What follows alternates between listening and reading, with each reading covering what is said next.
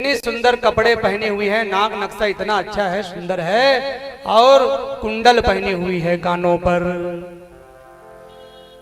तो ऐसे सुंदर स्वरूप को देख करके अच्छे अच्छे लोग मोहित हो जाए, ऐसा सुंदर स्वरूप है।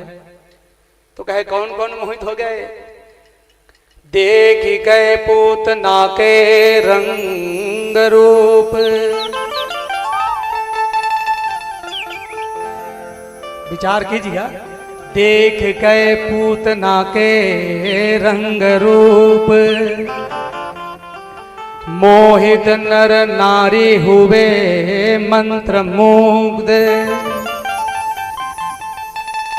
अब इसमें विशेषता क्या है? तो विशेषता यह है, देख गए पूतना के रंग रूप, मोहित नर नारी हुए मंत्र मुग्ध। तो मोहित कौन हुए? कहे नर मोहित हुए।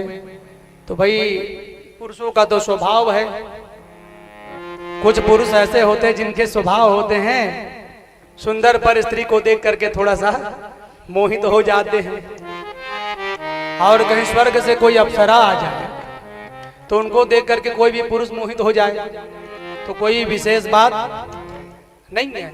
लेकिन यहाँ विशेष बात क्या है? तो विशेष बात यह है, मोहित नर नारी, नारी भी मोहित हो गए। और जबकि हमारे गोस्वामी तुलसीदास जी महाराज क्या कहते हैं नारी के विषय में?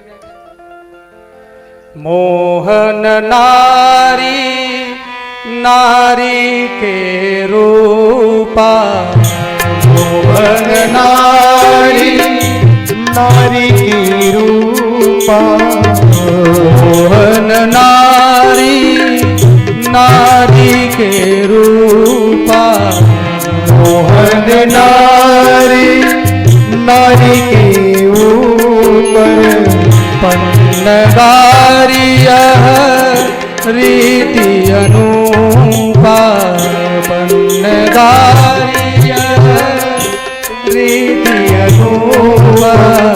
मोहन नारी नारी के रूपा, मोहन नारी नारी के रूपा, पन्नगारिय रीति अनूपा, पन्नगारिय रीति अनूपा।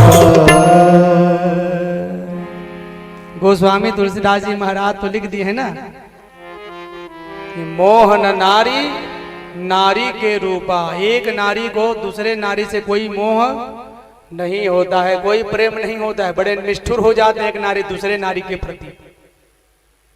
यही बात तो लिख दिए। तो कैसे हो जाते हैं? कहे एक नारी जो है भक्ति है और एक नारी माया है, और जहां माया होगी वहां भक्ति नहीं होगी, और जहां भक्ति होगी वहां माया नहीं होगी, दोनों में पटती नहीं है। तो ठीक इसी प्रकार से मानो गोस्वामी तुलसीदास जी महाराज कह दिए, मोहन नारी नारी के रूपा। एक नारी दूसरे नारी के स्वरूप को देख करके प्रसन्न नहीं होते हैं, लेकिन पूतना को देख करके नारी भी प्रसन्न हो गई है, मोहित हो गई। इतना सुंदर स्वरूप बना करके वो गई हुई है, बड़ा सुंदर है। लेकिन मन में क्रूरता है सज्जनों, भगवान को मारने के लिए गई हुई है। और यही स्वरूप हमारे संसार में लोगों का भी है, केवल ये पुतने का स्वरूप नहीं है। सज्जनों याद रखना, जो हमारे भागवत की कथा है, ये कैसी कथा है? तो कहीं ये समाज का दर्पण है, ये प्रत्येक नर नारी का दर्पण है। जैसे कि जब हम किसी उत्सव में कार्यक्रम में जाने के लिए तैयार होते हैं, विवाह आदि में, तो विशेषकर माताएं ज्यादा समझेंगी इस बात को। तो वे लोग दर्पण का आश्रय लेते हैं, आईने का, और देखते हैं भैया बिंदी सही जगह में लगा है कि नहीं लगा है, लिपस्टिक भी सही लगा है कि नहीं लगा, इधर उधर थोड़ी हो गया है, बाल भी बढ़िया बने हैं कि नहीं बने हैं, सब देखते हैं बराबर। फिर उनको लगता है कि हाँ अब हम जो है बढ़िया से तैयार हो गए, तो उनके कॉन्फिडेंस हो जाती है। फिर वे लोग जो है निकलते हैं, तो किसको देख करके तैयार हुए? दर्पण को। हमारे पुरुष वर्ग भी दर्पण में जाते हैं तो क्या देखते हैं? यदि कोई मूछ वाला हो तो मूछ को देखेगा, बार बार ताव दे दे के भैया सही है कि नहीं है। कोई पगड़ी वाला होगा तो वो पगड़ी को सेट करेगा आईने में बार बार जा करके, कोई दाढ़ी वाला होगा और मूंछ भी होगा तो वो दोनों को दर्पण के सामने में जा करके खड़ा होकर के बराबर सेट करेगा, फिर वो कहीं निकलेगा, है कि नहीं है। और कहीं ऊर्ध्व केशव वाले लोग हों जिसके बाल ऊपर की ओर होते हैं, वे लोग भी बार बार बढ़िया जब तक सेट नहीं कर लेंगे तब तक आईना से हटेंगे नहीं। तो देखते हैं कि नहीं देखते हैं दर्पण, क्यों देखते हैं? सुधार करते हैं अपने आप स्वरूप में जी, स्वरूप में सुधार करते हैं नहीं, तब उनको लगता है कि अब जाना चाहिए।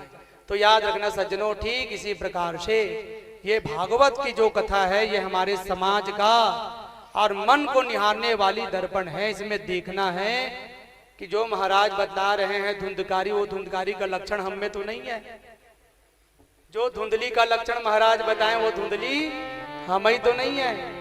जो पुतना बतला रहे हैं महाराज जी वो पुतना हमें तो नहीं है, दिखने में बड़ा सुंदर लेकिन अंदर में पुतना के समान किसी अन्य बच्चे के प्रति पाप भरा हो, ईर्ष्या भरा हो, द्वेष भरा हो, तो गड़बड़ है कि नहीं है।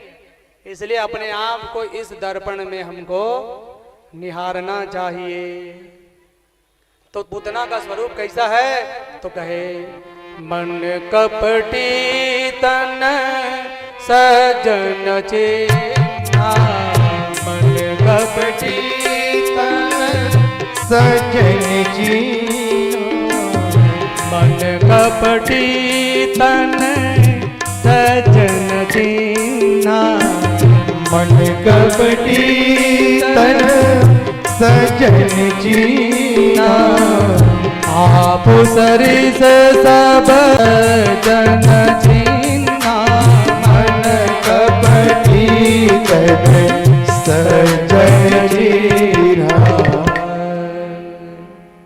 तन से तो बड़ा सज्जन दिखाई दे रहे हैं, समाज में ऐसे ही लोग तो हैं, बहुत बढ़िया चंदन लगाएंगे, तिलक लगाएंगे, चोटी भी रखेंगे, कुर्ता पैजामा भी बड़ा सफेद सफेद पहनेंगे, बड़ा सुंदर स्वरूप रहेगा। इसी तो कहा गया है भैया देखो इनका तन तो बड़ा सुंदर है लेकिन मन कैसा है? तो कहे मन ऐसा है कि जैसे मानो कोई मोर का पक्षी हो। तो मोर की पक्षी कैसा है उसके बारे में भी बतला दिए।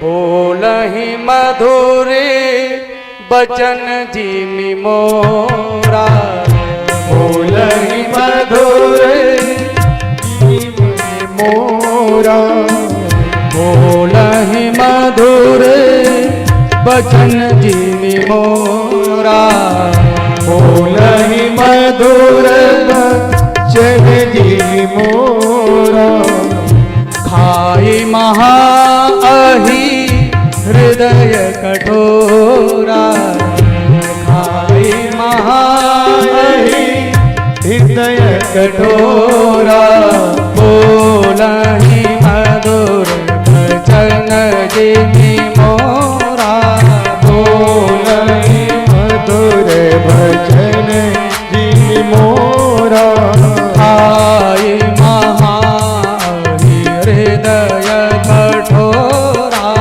खाई महा हृदय कठोरा। मन कपटी तन सज्जन चिन्ना। मन में कपट है लेकिन वस्त्र अच्छे अच्छे पहनने से क्या लाभ?